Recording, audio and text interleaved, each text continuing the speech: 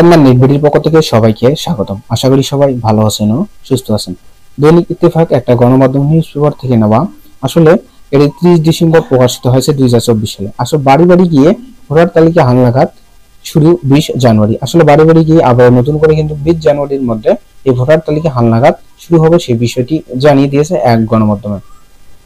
আগামী 20 জানুয়ারি থেকে বাড়ি বাড়ি গিয়ে ভোটার তালিকা হালনাগাদ কার্যক্রম শুরু করবে নির্বাচন কমিশন ইসি।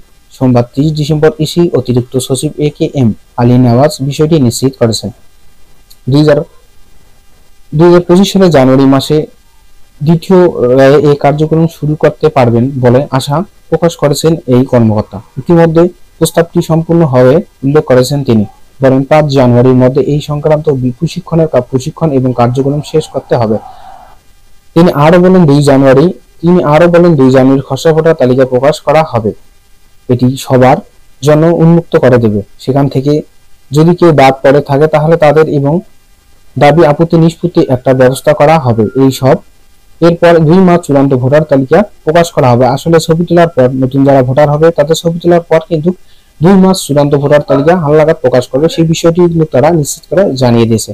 এছাড়া বাড়ি বাড়ি গিয়ে ভোটার তালিকা হালনাগাদ কথা জানিয়ে আলী নওয়াজ বলেন, আমরা শুধু আগামী বছরের তথ্য সংগ্রহ করব না, 2026 সালে 1 জানুয়ারি যাদের বয়স 18 বছর তাদের তথ্য সংগ্রহ করব, তাদের 2026 সালে ভোটার তালিকা অন্তর্ভুক্ত করব। তবে তারা আগামী বছর এবং ভোটার হিসেবে গণ্য হবে।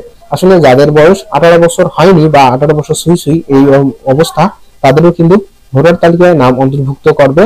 যে নির্বাচন কমিশন ইসি থেকে এটাও কিন্তু জানিয়ে দিয়েছে। কিন্তু 2026 সাল আসলে তাদের বয়স যদি ফুলফিল 18 বছর হয়ে যায় তখন কিন্তু তাদেরকে স্মার্ট কার্ড বিতরণ করবে, সেটি কিন্তু তারা জানিয়েছেন। তাই যারা নতুন ভোটার হতে আগ্রহী অবশ্যই নতুন ভোটার হতে কি কি কাগজপত্রগুলো লাগে সেগুলো অবশ্যই আপনার কাছে রাখবেন এবং তা দিয়ে আপনি খুব সহজেই আপনার নির্বাচন অফিসে বা যে ভোটার তালিকা হালনাগাদ করবে তখনই কিন্তু আপনি আপনার ছবিটি তুলতে পারবেন। সবাই ভালো থাকবেন, সুস্থ থাকবেন। যদি ভিডিওটি ভালো লাগে অবশ্যই লাইক করবেন, শেয়ার করবেন। সবাইকে ধন্যবাদ।